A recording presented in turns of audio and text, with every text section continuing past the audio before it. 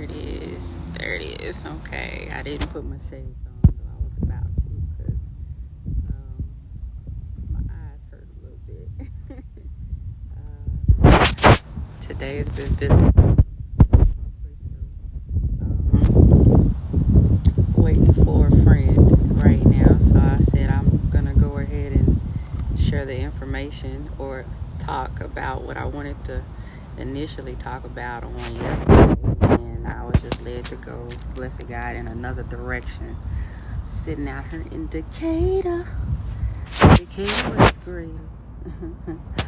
And these insects have really been trying to feast on me today. Blessed God, it was a bee. I should have bee up in my car with me.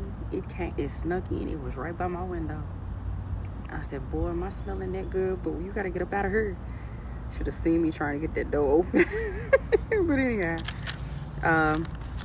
since this is Mental Health Awareness Month, and that is a background that I come from, I felt like it was only right for me to go off into something having to do with mental health and the betterment of, especially, you see that shirt right there? That's what we're about to, using our gifts and our talents and the tools that are available to us, through faith, fitness, oh blessed Jesus, media, and I said the performing arts, in order to combat mental illness and the challenges with mental illness. It's a blessed thing to be active and to stay active and to do things and to use our gifts and to be able to put a smile on somebody else's face by using those gifts as well. So wanted to touch on how physical activity actually helps with combating mental challenges. And I was on, what is this, mentalhealth.org. I got my papers, y'all, the wind trying to blow them away, but it says physical activity is not only good for your body, but it is also good for your mind. When you get real physical, it starts releasing those feel good, oh blessed God, endorphins. It increases those endorphins, and we feel good. I'm going to, we're all grown, and for the children, please don't pay too much attention to this, but I'm being very serious. You know how oftentimes people will make a joke about it, messing with people who had just had a physical encounter with with a partner or something. It's like, oh, you're glowing, you got this glow about you, you're just excited. Yeah, it's because some physical activity had just taken place. And I read somewhere where, I don't know how long of a session it is, but something is equivalent to running a mile. So if you're engaged in that kind of activity, then of course it's exercise in one way or another. But going on, it says it's good for, of course, not only your body but the mind, and it's good with decreasing tension, stress, and mental fatigue. It's a natural energy boost. I just spoke about that. It gives you a sense of achievement, and it does, especially if you set goals, weight goals, and body physicality goals for yourself, and you begin to see those goals coming about. I know for me, I spoke about this briefly on yesterday, saying that the scale finally, the numbers dropped. And it was a surprise for me.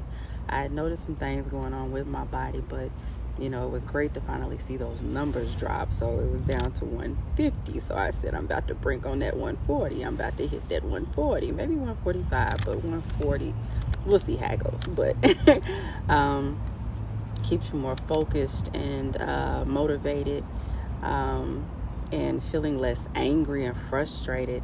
And it gives you a healthy appetite. And of course, it helps you to have fun.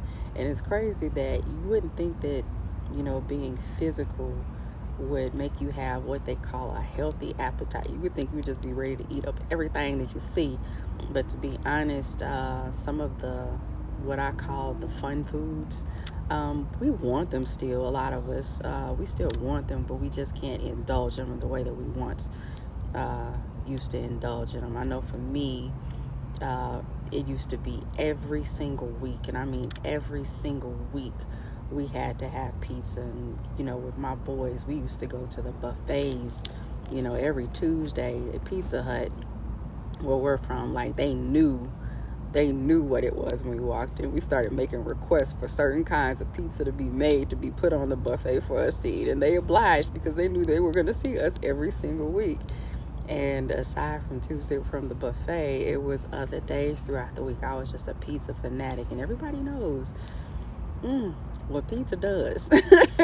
All that bread and all that meat. So I had to, of course, getting into bodybuilding, I had to pull back from that. And in doing so, it really began to help me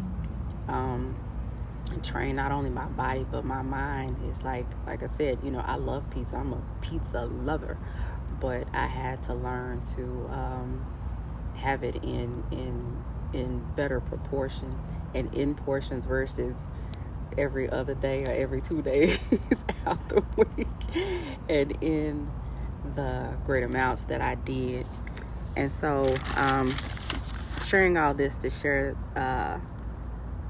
what I'm doing now as a speaker. And so as a speaker, I definitely incorporate fitness and my journey in faith to help others. So I basically, in a nutshell, help adolescent girls and young women, blessed God, transform from the inside out through the tools of faith and fitness in order to rebuild their confidence, recalibrate the confidence, that is, revivify the confidence that's inside them, and so that they begin to walk in their true identity. And everybody knows that our true identity is our Christ identity, and it's a journey that I had to go through. And so in using the journeys that we go through, it's always to help somebody else, right? It's always to help somebody else. And so this is something that I've always really been passionate about. It's just that there are so many different seasons that I've had to go through and I'm still walking through